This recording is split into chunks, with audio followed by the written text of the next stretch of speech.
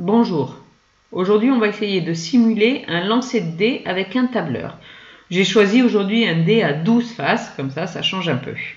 Donc, première chose, je me mets sur la première case, je vais rentrer une formule. Donc, comme toutes les formules, je commence d'abord par taper égal.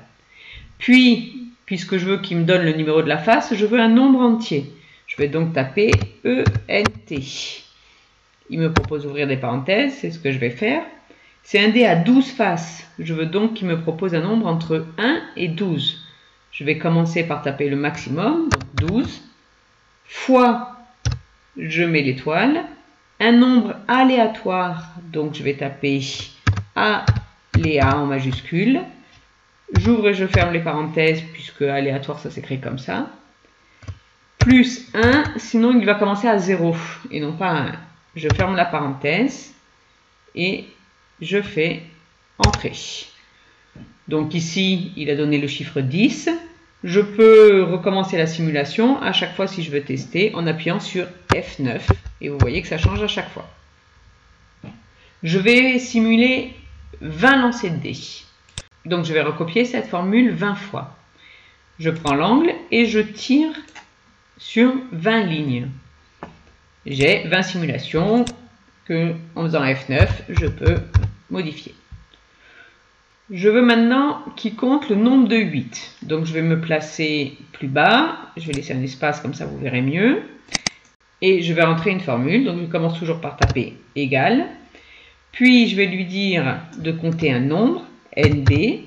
J'ai une condition, je veux que ce nombre soit égal à 8. Donc je mets point SI. J'ouvre une parenthèse. Il me propose plage critère avec un point virgule au milieu. La plage, c'est l'endroit où je veux qu'il compte. Le critère, ça sera ce que je veux qu'il compte, c'est-à-dire 8. Donc plage, c'est de A1 à A20, donc je les sélectionne, A1 à 20. Et je veux qu'il compte les 8, donc point virgule, puisqu'il me dit de faire ça, et 8, et je ferme la parenthèse. J'ai 2 8 dans la simulation au-dessus. Je vais vous l'écrire en rouge et en gras, comme ça sera fait. Si je fais F9, je peux changer de simulation. Et du coup, avoir un autre nombre de 8. Je veux maintenant la fréquence d'apparition du 8. Donc, je vous rappelle, on l'a déjà vu, que la fréquence, c'est le nombre de fois où ça apparaît sur le nombre de lancers. Donc ici, je vais taper une nouvelle formule pour la fréquence. Donc je commence par égal. Le nombre de fois où ça apparaît, en fait c'est compté dans la cellule d'au-dessus. Donc je clique sur la cellule pour qu'il prenne à chaque fois le résultat qui est là. Sur le nombre de lancers, donc divisé par, là j'ai fait 20 lancers, donc 20, là je vais l'écrire. 20, entrée. Je vais le mettre celui-là aussi en rouge et en gras. Donc maintenant, en faisant F9, j'ai les deux qui changent. Là, j'ai pris un échantillon de 20 lancers.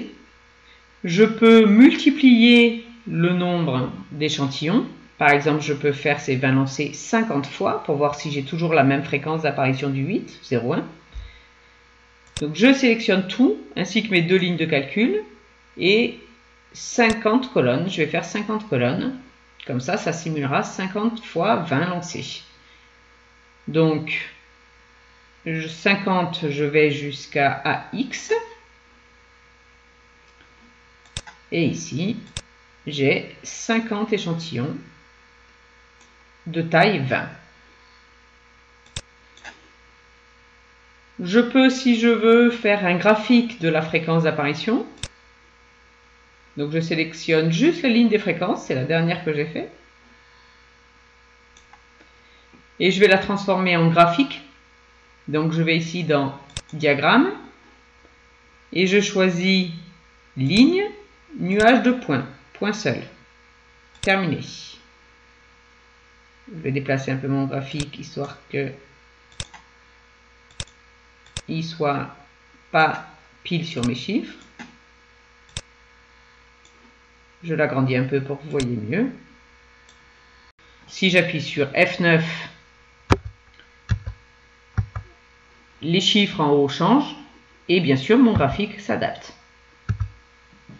Vous pouvez choisir de faire des échantillons plus grands plutôt que 20 lancers. Vous pouvez choisir à chaque fois de faire 50 lancers. Dans ce cas-là, vous augmentez les lignes par échantillon. Ou alors vous pouvez choisir de faire plus d'échantillons et dans ce cas-là, vous augmentez les colonnes. Par exemple, si vous allez jusqu'à la colonne CV, vous aurez fait 100 échantillons.